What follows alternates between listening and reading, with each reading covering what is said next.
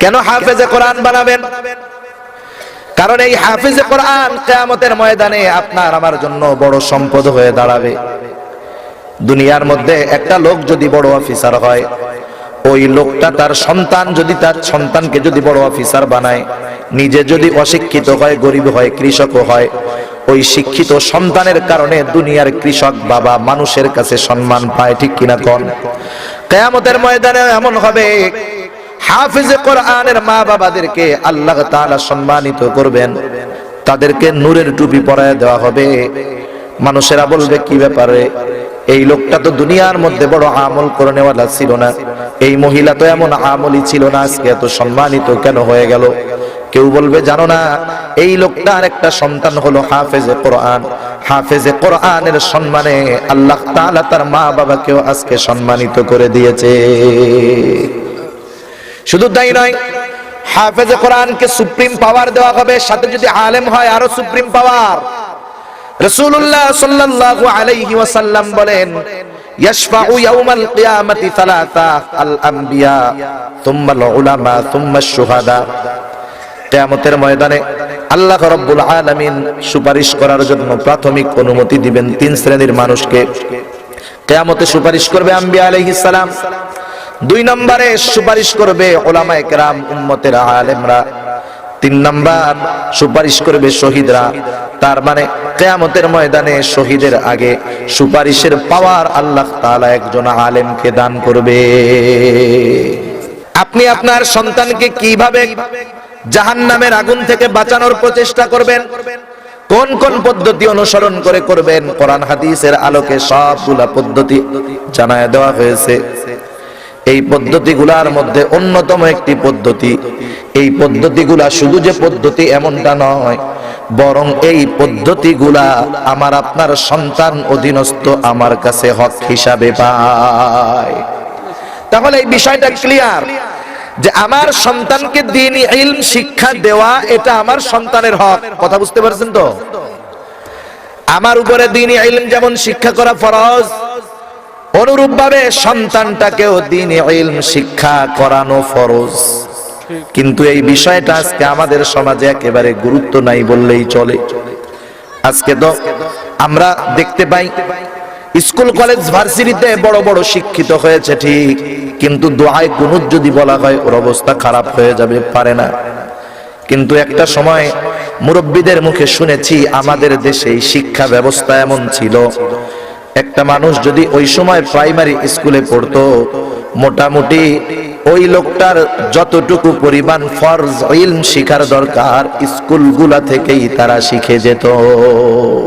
কিন্তু আজকের শিক্ষা ব্যবস্থা এমন নয়, কারণ তৎকালীন সময়ের শিক্ষা ব্যবস্থার পদ্ধতিগুলো উলামায়ে কেরামের সাথে পরামর্শ করে করা হতো, যাতে দুনিয়া এবং আখিরাত উভয় জাহানের শিক্ষার সমন্বয় থাকতো। আমার দাদিরে দেখছি উনি খুব ভালো ফার্সি পড়তেন, পড়ছেন বলে প্রাইমারি স্কুলে ফার্সি পারতো। অবস্থা কেমন ছিল তাহলে সেই সময়গুলার আর এখনের সময় কি? এখন আমাদের স্কুলগুলাতে, প্রাইমারি স্কুলগুলাতে দ্বীনি শিক্ষা তো বহুত দূর, এখানে তো সন্তানগুলাকে যৌন শিক্ষা দেওয়া হয়।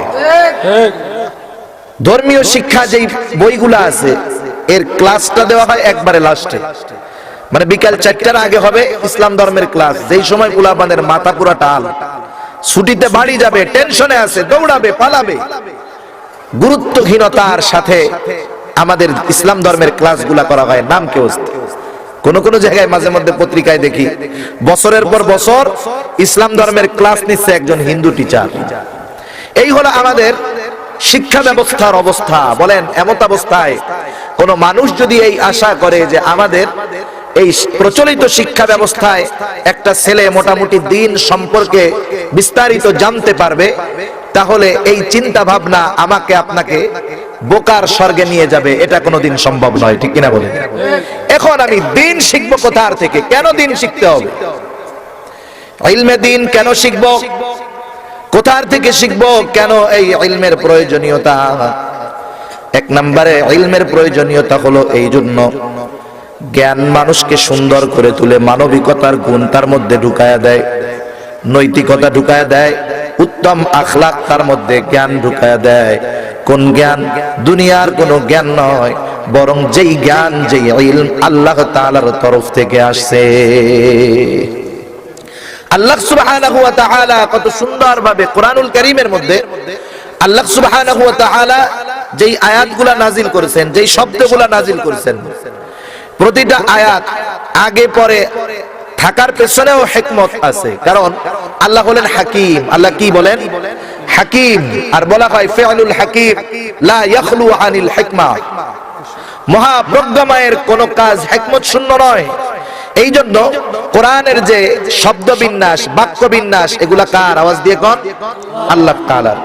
এই শব্দ বিন্যাস, বাক্য বিন্যাসের মধ্যেও রহস্য আছে।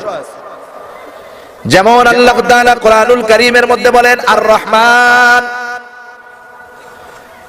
দয়াময় আল্লাহ, আল্লামাল কোরআন, কোরআন শিক্ষা দিলেন,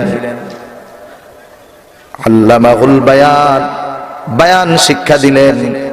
আল্লাহ তাআলা এই দুইটার মধ্যে আগে বলতেছেন আল্লামাল কোরআন খলাকাল ইনসান। মানুষ আগে দুনিয়ায় আসে না আগে কোরআন শিখে? আগে দুনিয়ায় আসে, এরপরে কোরআন শিখে। কিন্তু আল্লাহ বলতেছেন তিনি কোরআন শিক্ষা দিলেন, এরপরে মানুষ সৃষ্টি করলেন। এর মানে কি? এর মানে হলো একটা মানুষ যদি পরিপূর্ণভাবে বাস্তবেই মানুষের মতো মানুষ হতে চায়, কারণ আমাদের সমাজে আশেপাশে অনেক মানুষ আছে, এই লোকগুলার বডিটা মানুষের মতো, চরিত্র জানোয়ারের মতো আছে না নাই? এরকম মানুষের কিন্তু অভাব নাই। বরং কিছু কিছু মানুষের ব্যাপারে তো আল্লাহ তাআলা জানায়া দেন ওই মানুষগুলা ওই মানুষগুলা জানোয়ারের চাইতেও নিকৃষ্ট।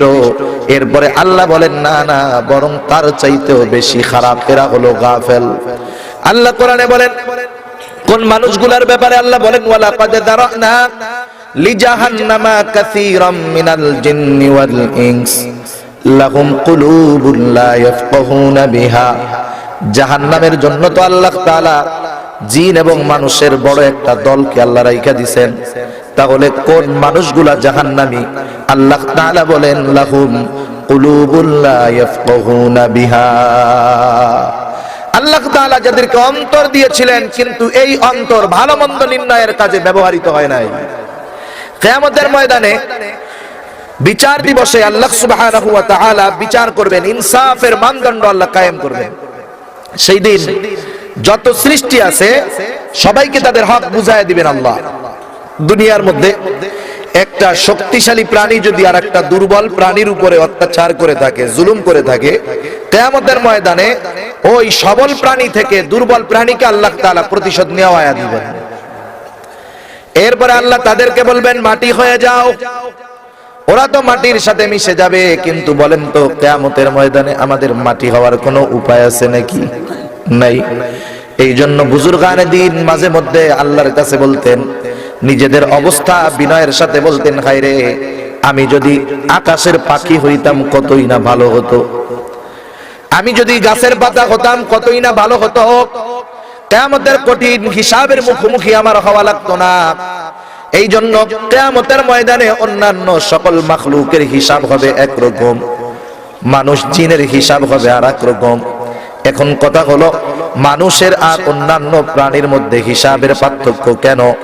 কারণ আল্লাহ তাআলা মানুষকে ভালো মন্দ বুঝবার ক্ষমতা দিয়েছেন, কোন প্রাণীর মধ্যে ভালো মন্দ বুঝার ক্ষমতা আল্লাহ দেন নাই। মানুষ বুঝতে পারে কোনটা ভালো কোনটা মন্দ। একটা গরু, ও যদি কারো ক্ষেতের ফসল বারবার না বইলে সারাদিন খায়, ওর কি গুনাহ হবে নাকি? কিছুই হবে না। কারণ কোনটা গুনাহ কোনটা ভালো কোনটা মন্দ এটা বোঝার মতো যোগ্যতা গরুকে দেয় নাই আল্লাহ, ছাগলকে দেয় নাই, কিন্তু মানুষকে দিয়েছে। মানুষ একটু চিন্তা করলে বুঝতে পারে কোনটা ভালো কোনটা মন্দ, কিন্তু এই হৃদয় দিয়ে সেই ভালো মন্দ বোঝার চেষ্টা তার মধ্যে ছিল না। লাহুম কুলুবুন লা ইয়াফকাহুনা বিহা, কলব দিয়ে ভালো মন্দ বোঝার চেষ্টা করে নাই। ওয়ালাহুম আ'য়ুনুন লা ইউবসিরুনা বিহা, আল্লাহ তাআলা তাকে চোখ দিয়েছিলেন, কিন্তু চোখ দিয়া দেখার মতো দেখে নাই। ওয়ালাহুম আযানুন লা ইয়াসমাউনা বিহা, তাকে কান দিয়েছিলেন, কান দিয়ে শোনার মতো শোনে নাই, দেখার মতো দেখে নাই, শোনার মতো শোনে নাই। এক কান দিয়ে শুনছে আর এক কান দিয়ে বের করে দিছে। ভালো মন্দ নির্ণয় করার চেষ্টা করে নাই, ভালোটার দিকে নজর দেয় নাই, বরং বারবার খারাপটার দিকে তার নজর ছিল। আল্লাহ তাআলা বলেন উলাইকা কাল আনআম, এগুলা হলো চার পায়া জানোয়ারের মতো, জন্তুর মতো। এরপরে আল্লাহ বলেন বালহুম আদাল্লানা, কারণ কিয়ামতের ময়দানে এই যে জন্তু জানোয়ার এদের তো জাহান্নাম হবে না, কিন্তু মানুষের বদআমলের কারণে তো জাহান্নাম হবে। আল্লাহই বলেন বালহুম আদাল, বরং এরা তাদের চাইতেও নিকৃষ্ট,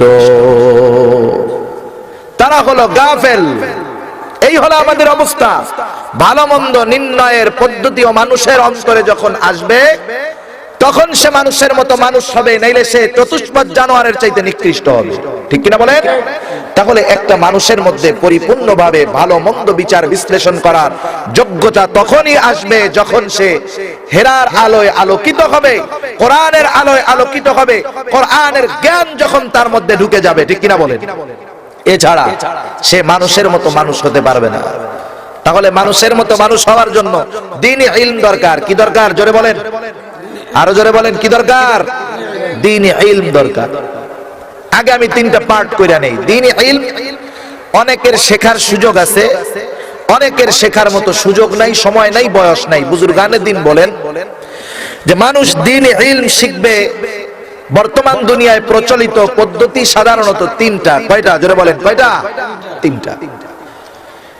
এক নাম্বার জায়গা, দ্বীনি ইলম যদি শিখতে হয় তাহলে সহিহ দ্বীন শিক্ষার প্রতিষ্ঠানগুলোর মধ্যে আমাকে আপনাকে যেতে হবে, যেখানে প্রকৃতপক্ষে দ্বীনের শিক্ষা দেওয়া হয়। শুধু মুখ দিয়ে পড়ানো হয় এমনটা নয়, বরং শিক্ষার সাথে দীক্ষা আছে, পড়ার সাথে আমল আছে। যেটা পড়ায় সেটার উপরে আমল করে এবং করায় এমন প্রতিষ্ঠানে যেতে হবে। দুই নাম্বার, যাদের মাদ্রাসায় ভর্তি হওয়ার মতো সুযোগ নেই তারা দাওয়াত ও তাবলীগের মেহনতে সময় লাগাবে। তিন নাম্বার, আরেকটা জায়গা আছে, হক্কানি পীরের কাছে যাবে। এই তিনটা জায়গা আছে দুনিয়ার মধ্যে বর্তমানে বিভিন্ন শ্রেণীর দ্বীনি ইলম শিক্ষা করার পদ্ধতি। এক নাম্বার পদ্ধতি হলো মাদ্রাসাগুলা। মাদ্রাসা আজকে দেখেন ইহুদি নাসারাদের ষড়যন্ত্রের বড় একটা অংশ হলো এই মাদ্রাসাগুলা। এই মাদ্রাসাগুলা কিভাবে বন্ধ করা যায়? এই মাদ্রাসার বিরুদ্ধে বিশ্বদগার শুধু যে কাফের মুশরিকেরা করে এমনটা নয়, বরং বাংলাদেশের অনেক দাড়ি টুপিওয়ালা মানুষ এরাও এই সহিহ দ্বীন শিক্ষা তথা কওমি মাদ্রাসাগুলার বিরোধিতা করে। এটা বোঝার দরকার। যারা অতি আবেগে আপ্লুত হয়ে কওমি মাদ্রাসার বিশ্বদগার করেন, একটা জিনিস আমাকে মনে রাখতে হবে, ইসলাম এটাকে ইনসাফ বলে না যে আপনি একজনের অন্যায়ের কারণে একটা জাতিকে দোষারোপ করবেন। ইসলাম কখনো এটা বলে না যে অপরাধ করছে সন্তান, বাবাকে শাস্তি দাও। ইসলাম এমনটা বলে না। এটা বেইনসাফি, এটা জুলুম। অনেকে দুই একজন মানুষ খারাপ থাকতেই পারে, ধান যত ভালো হোক এর মধ্যে কিছু চিটা তো থাকে, এটা স্বাভাবিক। কিন্তু কিছু কারণে আমরা দেখি কিছু মানুষ ঢালাও ভাবে কওমি মাদ্রাসাকে গালাগাল করেন। আমি আপনার পায়ে হাত দিয়ে বলি, আপনি যদি কওমি মাদ্রাসার ইতিহাস সম্পর্কে জানেন তাহলে বুঝবেন এই বাংলাদেশের জমিনে আজকে আপনি কথা বলতে পারতেছেন, এর অবদান কওমি মাদ্রাসা। পড়ে দেখেন, নাইলে তো আপনি এতদিন ইংরেজদের চামচা থাকতেন, গোলাম থাকতেন। এই কওমি মাদ্রাসার হাজার হাজার আলেম তাদের রক্তের বিনিময়ে এই উপমহাদেশ থেকে লাল চামড়ার কুকুরদেরকে তাড়ানো হয়েছে। ঠিক কিনা বলেন? এই উপমহাদেশে ইসলামের বাতাস প্রবাহিত হয়েছে, অথচ আপনি ঢালাও ভাবে কওমি মাদ্রাসার বিরুদ্ধে কথা বলেন। এগুলা ভালো না। আপনি আগে ইতিহাস জানেন, এরপরে কথা বলবেন। তাহলে সহিহ দ্বীন শিক্ষার মূল ভিত্তি হলো কওমি মাদ্রাসা। ঠিক কিনা? প্রতিষ্ঠান আরো থাকতে পারে, সেটা ভিন্ন জিনিস, কিন্তু কওমি মাদ্রাসা এখানে সহিহ দ্বীন শিক্ষার মূল ভিত্তি। যদি আমাদের সন্তানগুলাকে পড়ানোর মতো সুযোগ থাকে আমরা কওমি মাদ্রাসায় পড়াবো, লাভটা কি? এই ছেলেটা মানুষের মতো মানুষ হবে। আর এই দ্বীন ইলম যারা শিক্ষা করে আর দুনিয়াবি ইলম যারা শিক্ষা করে এদের মধ্যে তফাৎ অনেক। দেখেন, একটা ছাত্র, ছোট বাচ্চা যখন বাড়ি থেকে দ্বীন ইলম শিক্ষা করার নিয়তে বের হয়, এই ছেলেটা যত ছোট হোক, যত গরিবের হোক, এই ছেলেটা যখন দ্বীন ইলম শিক্ষার নিয়তে বের হয়ে যায়, গর্তের পিপিলিকা সমুদ্রের মাছ পর্যন্ত ওই বাচ্চাটার জন্য দোয়া করতে থাকে। আপনি যদি আপনার ছেলেরা পিএইচডি করতে বিদেশে পাঠান, কে দোয়া করবে? কেউ নাই দোয়া করার।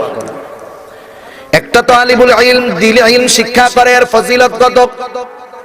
রাসূলুল্লাহ সাল্লাল্লাহু আলাইহি ওয়াসাল্লাম বলেন, যেই ছেলেটা তালিবুল ইলম দ্বীনে ইলম শিক্ষা করে, এই ছেলেটা যেই জায়গা দিয়ে চলে, আল্লাহর নূরের ফেরেশতারা ওই ছেলেটার পায়ের নিচে তাদের রহমতের, তাদের নূরের পাখনাগুলা ওই ছেলের পায়ের নিচে বিছায়া দেয়। দুনিয়ার যত বড় অধিপতি হোক, যত বড় ক্ষমতাশীল ব্যক্তি হোক, যত বড় সম্মানিত হোক, আপনি তাকে কতটুকু গালিচা সংবর্ধনা দিবেন? দুনিয়ার অন্যতম ক্ষমতাধর প্রেসিডেন্ট যদি ট্রাম্প যদি বাংলাদেশে আসে, আপনি হয়তো তাকে ওই বিমান থেকে নিয়ে ভিআইপি লাউঞ্জ পর্যন্ত লাল গালিচার সংবর্ধনা দিবেন, এরপরে যা তাই, ঠিক কিনা বলে? কিন্তু একটা তালিবুল ইলম যেই জায়গা দিয়ে চলে, সেই জায়গা দিয়েই তার পায়ের তলে আল্লাহর ফেরেশতারা নূরের পাখনা তার জন্য বিছায়া দেয়। সুবহানাল্লাহ। এই বাচ্চাটা কোরআনুল কারীমের তিলাওয়াত শুরু করে, আলিফ বা তাসা পড়ে। এই বাচ্চাটা যদি নাবালেগ হয়, নাবালেগ, আলিফ বা তাসা পড়তেছে, কোরআন শিক্ষা করতেছে, তার সওয়াব হইতেছে। বাচ্চার তো নেকির অ্যাকাউন্ট নাই। এই বাচ্চা এগুলা পড়ার কারণে যেই নেকি হয়, এই নেকিগুলা ওই সন্তানের মা বাবার আমল নামায় যোগ করে দেওয়া হয়। এক লোক সম্পর্কে বর্ণনা আছে এরকম, সেই লোকটা তার স্ত্রী সন্তান সম্ভবা, সে দুনিয়া থেকে মারা গেছে। একটা সন্তান হইছে, ছেলে হইছে। মহিলাটা একটু বড় হওয়ার পর চিন্তা করছে ছেলেটারে একটু দ্বীনি ইলম শিখাবে, আলেম বানাবে। ছোট বাচ্চা মাদ্রাসায় দিয়ে দিছে। এই ছোট বাচ্চা বিসমিল্লাহির রহমানির রহিম পড়ে, যা পারে তাই পড়ে। আর ওই বাচ্চার বাবার কবরে আযাব হয়। ওই বাচ্চার তিলাওয়াত, ওই বাচ্চার ইলম শিক্ষা করা আল্লাহর কাছে পছন্দনীয় হয়ে গেছে। ওই বাচ্চার কারণে আল্লাহ তাআলা ওই বাবার কবরের আযাবকে মাফ করে দিয়েছে। সেজন্য একটা সন্তান আপনি দুনিয়ায় থাকা অবস্থায় ওকে যদি ইলম শিখান, তাও আপনারও লাভ, ওরও লাভ। দুনিয়া থেকে যদি চলে যায়, ওই বাচ্চাটা যদি ইলম শিখে, তাতে ওই মৃত বাবারও লাভ। কারণ কি? কারণ রাসূলুল্লাহ সাল্লাল্লাহু আলাইহি ওয়াসাল্লাম বলেন, যখন কোন মানুষ দুনিয়া থেকে চলে যায়, তার সব নেকের রাস্তাগুলা বন্ধ হয়ে যায়।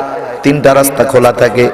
এক নম্বরে সদকায়ে জারিয়া যদি করে যায়, দুই নাম্বার সে যদি এমন কোন কিতাব লিখে যায় যেগুলা পড়ে মানুষ উপকৃত হয়, আমল করে। তিন নাম্বার সে যদি একটা নেক সন্তান রেখে যায়, ওই সন্তান যদি তার জন্য দোয়া করে, কিছু তিলাওয়াত করে, তার রূহের মাগফিরাত কামনা করে যদি আল্লাহর কাছে বলে, আল্লাহ এই তিলাওয়াতের সওয়াব তুমি আমার বাবার আমলনামায় দিয়ে দাও, তাহলে ওই সন্তানের ওই তিলাওয়াতকৃত সওয়াবগুলা আল্লাহ তাআলা ওই বাবার আমলনামায় যোগ করে দেয়। আমি আপনি শিখতে পারি নাই, কিন্তু সন্তানদেরকে শিখাবো। কারণ দুনিয়ার কোন বিদ্যা আছে, আপনি যত ভালোভাবে পড়েন না কেন, প্রতি অক্ষরে অক্ষরে সওয়াব হবে। আপনি যদি আপনার সন্তানটাকে দ্বীনে ইলম শিখার জন্য দেন, কোরআনুল কারীম যদি সন্তানটা পড়ে, আল্লাহর নবী বলেন, এই সন্তানটা যখন কোরআন পড়তে থাকবে, মান ক্বারাআ হারফাম মিন কিতাবিল্লাহি ফালাহু হাসানাহ, কোরআন থেকে একটা হরফ যে পড়বে, এই একটা হরফের বিনিময়ে তার জন্য একটা হাসানা। এক হাসানা কি? এক হাসানা হলো 10টা নেকির সমান। কয়টা নেকি জোরে বলেন? এক হাসানা হলো 10 নেকির পরিমাণ। আল্লাহর নবী বলেন, লা কুলু আলিফ লাম মিম হারফুন, বাল আলিফুন হারফুন, লামুন হারফুন, মিমুন হারফুন। তাহলে একটা মানুষ যখনই আলিফ লাম মিম পড়বে, সাথে সাথে তার আমলনামায় 30টা নেকি জমা হয়ে যাবে। কোরআনের শিক্ষাগুলা মানুষকে সুশিক্ষায় শিক্ষিত করে এবং আখিরাতের সম্পদ তার ব্যাংকে জমায়। কোরআন পড়তে পড়তে অঢেল সম্পদের মালিক হয়ে যাবে, যেই সম্পদ দুনিয়ায় দেখা যায় না, কিন্তু কিয়ামতের ময়দানে এই সম্পদ তার কাজে দিবে। ঠিক কিনা বলেন? তা দ্বীন শিক্ষার মূল ভিত্তি হলো কোরআন, সুন্নাহ, কোরআন হাদিস, এগুলা হলো দ্বীন শিক্ষার মূল সাবজেক্ট। এখন কোন ব্যক্তি যতটুকু তার জীবনে ইলম চলার জন্য প্রয়োজন, এতটুকু শিখার পরে দ্বীনি শিক্ষার সাথে সাথে দুনিয়াবি শিক্ষায় যদি শিক্ষিত হয়, এতে কোনো আপত্তি নাই, বরং আরো ভালো। এতে কি হবে? একটা ছেলে যতটুকু পরিমাণ দ্বীন শিখার দরকার, এই বৃত্তিমূলক শিক্ষা যদি তার দ্বীনি শিক্ষা হয়, তাহলে এই ছেলেটা পরবর্তী প্রজন্মে যেই অবস্থায় থাকুক না কেন, যেই ডিপার্টমেন্টে যাক না কেন, ডাক্তার হোক, উকিল হোক, ইঞ্জিনিয়ার হোক, প্রফেসর হোক, প্রকৌশলী হোক, যা হয় হোক, ওই বৃত্তিমূলক শিক্ষা যখন তার মধ্যে দ্বীনি শিক্ষা থাকবে, তখন এই সন্তানগুলা গুনাহ করবে না, পাপ করবে না, বড় বড় দুর্নীতির সাথে জড়াবে না, ওদের অন্তরে আল্লাহর ভয় থাকবে। ঠিক কিনা বলেন? কারণ যাদের অন্তরে কোরআনের শিক্ষা থাকে, এদের অন্তরের মধ্যে ভয় থাকে। আপনি খোঁজ নিয়ে দেখেন, অতীতে যেই মানুষগুলা বড় বড় অফিসার হইছে, ওরা ইংলিশ মিডিয়ামে পড়ে হইছে, ওরা প্রাইমারি স্কুলে পড়ে হইছে। পাশাপাশি সকালবেলায় প্রতিটা মক্তব জাঁকজমক ছিল। মানুষেরা তো মক্তব থেকে কোরআন হাদিস জীবনে চলার জন্য যা দরকার, মক্তব থেকে সবকিছুই শিক্ষা হতো। এখন তো অনেক এলাকায় মক্তবগুলা বন্ধ হয়ে গেছে। এগুলা ইহুদি নাসারাদের চক্রান্ত। ইহুদি নাসারারা এরা অনেক টাকা ডোনেট করে মুসলমানদের শিক্ষা ব্যবস্থার মধ্যে পরিবর্তন ঘটানোর জন্য। আমার আপনার যেই শিক্ষা ব্যবস্থা, এখানে একদিনে পরিবর্তন আসছে তা না, ধীরে ধীরে ধীরে ধীরে পরিবর্তন আসছে। দেখেন, যখনই ওতে ওড়না একটা বইয়ের মধ্যে লেখা হলো, মুসলমান নামধারী কাফেরদের দালালদের গায়ে খোঁচা লেগে গেছে। লাগছে না? শোনেন নাই? টকশো করা লাগছে ওতে ওড়না এটা লেখার কারণে। কিন্তু তুমি যে শারীরিক শিক্ষার নামে তোমার বইয়ের মধ্যে কত অশ্লীল শব্দ লিখে রেখেছো, তোমাদের এগুলা একবার চোখে বাঁধে নাই, তোমাদের চোখে বাঁধছে ওড়না। এগুলা শয়তানের কাজ। সেজন্য আমাদের দ্বীন শিক্ষার ব্যাপারে আমি যদি এই প্রচলিত শিক্ষা ব্যবস্থার দিকে তাকিয়ে থাকি, তাহলে আমার মূলত প্রকৃত দ্বীন শিক্ষা হবে না। দ্বীন শিক্ষার জন্য ন্যূনতম কিছু না কিছু সময় দ্বীনি শিক্ষা প্রতিষ্ঠানে আমাকে, আপনাকে, আমার আপনার সন্তানকে দিতে হবে। উলামায়ে কেরাম উম্মতের কল্যাণে সব সময় চিন্তিত থাকেন। উপমহাদেশের অনেক বড় বড় মনীষী এই দেশে আসছে, নোবেলও পেয়ে গেছে। মাদার তেরেসা এদের মধ্যে একজন। নাম শুনছেন না আপনারা? Mother Teresa. এই মাদার তেরেসা 7টা নোবেল পুরস্কার পেয়েছে। ভারতীয় একটা প্রসিদ্ধ পত্রিকা বলেছে, এই মাদার তেরেসা উপমহাদেশে আগমনের অন্যতম কারণ হলো যে সে অন্যান্য ধর্মাবলম্বীদের খ্রিস্টান বানাতে চায়। তার মূল উদ্দেশ্য হলো এইটা, মুসলমানদের খ্রিস্টান বানাবে। এই বাংলাদেশে অনেক খ্রিস্টান মিশনারিরা সেবার নামে কাজ করে। মূলত এদের সেবার অন্তরালে মানুষকে খ্রিস্টান বানানোর চিন্তা ভাবনা ওদের। যেই এলাকাগুলাতে দেখবেন দ্বীন শিক্ষার প্রচার প্রসার কম, এরা ওদের আস্তানা সেই এলাকাগুলাতে ভালো মতো গাড়ে। সিলেট বিভাগে ওরকম ভালো মতো গাড়তে পারে নাই, কিন্তু একবারে রংপুরের শেষে পঞ্চগড়, ঠাকুরগাঁও, দিনাজপুর, ওই এলাকাগুলাতে দ্বীন শিক্ষার হার অতীব কম। কারণ দরিদ্র মানুষ, ওরা সন্তানদেরকে পড়াবে কোথায়? একটা ছেলে একটু বড় হইলেই ওরে নিয়ে মাঠে চলে যায়। চিন্তা করে ছেলেটা তাড়াতাড়ি বড় হোক, ও ভ্যান চালায় খাওয়াবে, নাইলে রিক্সা চালায় খাওয়াবে, নাইলে আমার সাথে কৃষি কাজ করবে। ওদের দ্বীন শিক্ষার সুযোগ কম। এই দারিদ্র এলাকাগুলাতে খ্রিস্টান মিশনারিরা ওরা ষড়যন্ত্র করে মুসলমানদেরকে আস্তে আস্তে দ্বীন থেকে দূরে সরিয়ে কাফের বানিয়ে জাহান্নামের প্রতীক বানানোর প্রচেষ্টায় থাকে। ঠিক কিনা বলেন? এখন ওরা ওদের ইনভেস্ট অনুযায়ী ফলাফল নাই। ওরা দেখতেছে যে আমাদের টাকা অনেক ব্যয় হয়, কিন্তু মুসলমানের সন্তানেরা খ্রিস্টান হয় না। কারণ কি? ভালো মতো গবেষণা করে দেখলো, এই মুসলমানেরা প্রতিদিন তাদের দিনটা শুরু করে কোরআনুল কারীমের তিলাওয়াত দিয়ে। প্রতিটা মক্তবের মধ্যে কোরআনের তিলাওয়াত চলে, বড় ছোট সবাই মক্তবের দিকে চলে যায়। তার মানে বোঝা গেল এই মক্তব হলো ওদের মিশনের মূল বাধা। কি করা যায়? মক্তব বন্ধ করার ষড়যন্ত্র যদি করা হয়, মুসলমানদেরকে ঠেকায় রাখা যাবে না, কিন্তু এমন কিছুর লোভ মুসলমানদের সামনে তুলে ধরতে হবে, ওই লোভে পড়ে মুসলমান মক্তব ছেড়ে তাদের ফাঁদে পা দিয়া দিবে। সিস্টেম করে করে বের করলো যে মুসলমান তোমরা আধুনিক শিক্ষায় শিক্ষিত কম, এক কাজ করো, আমরা কিন্ডারগার্টেন স্কুল চালু করছি, এই জায়গায় তোমার বাচ্চাদেরকে দিয়ে দাও, ওরা সুশিক্ষায় শিক্ষিত হবে, ইংরেজি শিক্ষায় ভালো পারদর্শী হবে, বড় চাকরি পাবে, বিদেশে যেতে পারবে, ওদের ভবিষ্যৎ উজ্জ্বল হয়ে যাবে।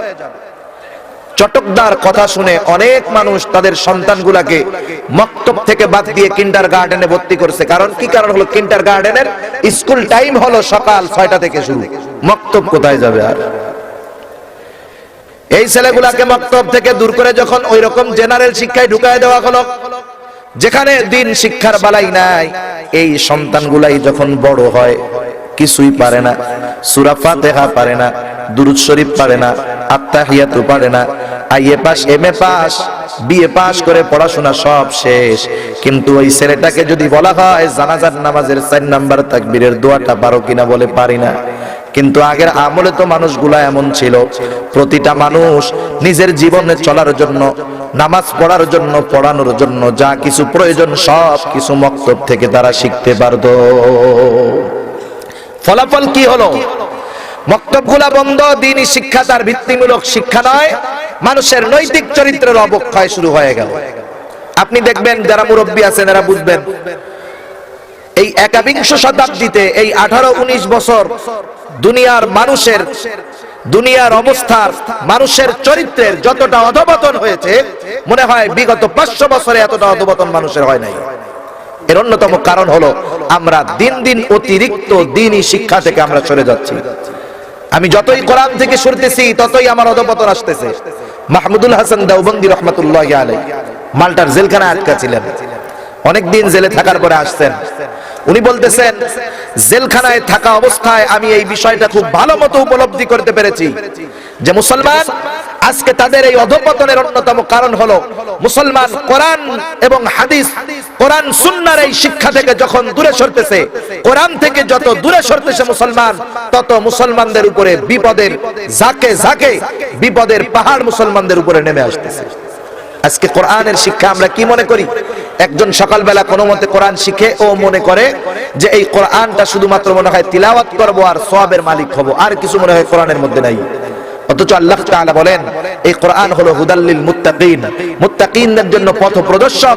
এই কোরআন তাকে জান্নাত পর্যন্ত পৌঁছায় দিবে, ঠিক কিনা বলেন? সেজন্য একটা মুমিন যদি জান্নাতে যেতে চায় অবশ্যই তার কোরআনের শিক্ষায় শিক্ষিত হতে হবে। এটাই হলো দ্বীনি শিক্ষা। কারণ রাসূলুল্লাহ সাল্লাল্লাহু আলাইহি ওয়াসাল্লাম আমাদের জন্য যেই ব্যবস্থাপনা রেখে গেছেন, কোরআন রেখে গেছেন, তার সুন্নাহ রেখে গেছেন। আল্লাহর নবী বলে গেছেন, যারা এই কোরআন এবং সুন্নাহকে আঁকড়িয়ে ধরবে এই মানুষগুলা গোমরাহ হবে না, পথভ্রষ্ট হবে না, এই মানুষগুলা সিরাতে মুস্তাকিমের উপরে থাকতে পারবে। মানুষের জীবনের সবচেয়ে গুরুত্বপূর্ণ বিষয় হলো চূড়ান্ত দিনের চূড়ান্ত সফলতা লাভ করা। আমি যদি চূড়ান্ত দিনের চূড়ান্ত সফলতা লাভ করতে চাই, কোরআন সুন্নাহর শিক্ষার বিকল্প কোনো কিছু নাই। আমি যদি দুনিয়ার মধ্যে নৈতিক চরিত্রওয়ালা একজন মানুষ হতে চাই, আমার চরিত্রকে যদি আমি মদিনাওয়ালার চরিত্রের সাথে মিলাতে চাই, দ্বীনি শিক্ষার বিকল্প আমার কোনো কিছু নাই। সেজন্য আপনাদের কাছে অনুরোধ, সন্তানগুলোকে দ্বীনি শিক্ষায় শিক্ষিত করাবেন। লাভ কি?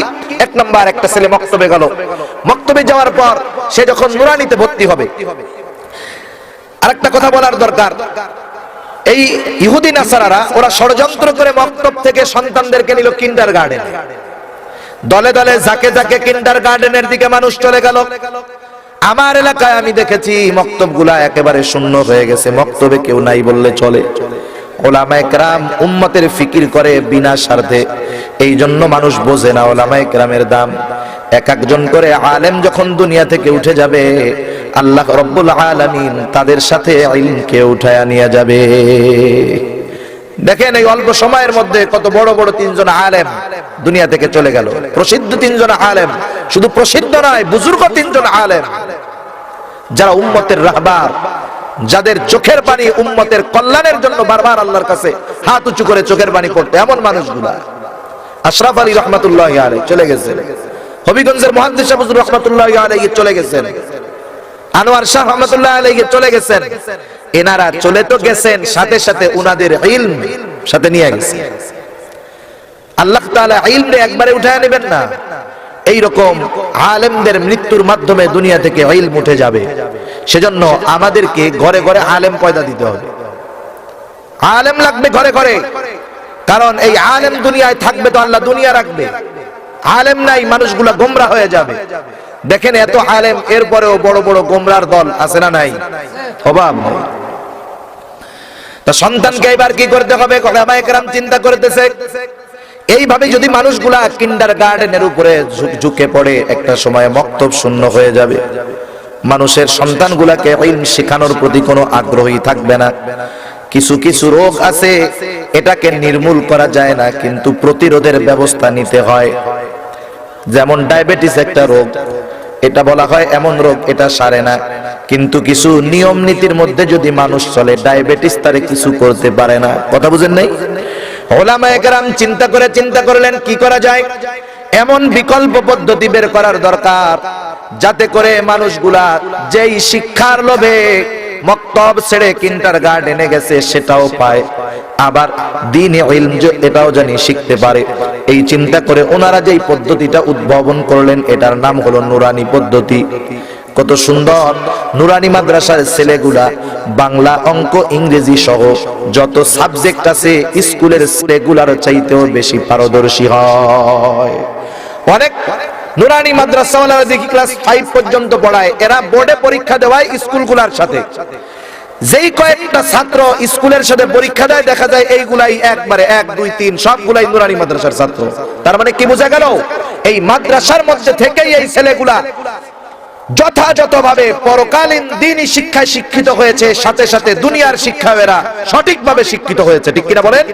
সেজন্য আমার আপনার সন্তানগুলাকে এলাকায় নুরানি মাদ্রাসা থাকলে এখানে দিবেন।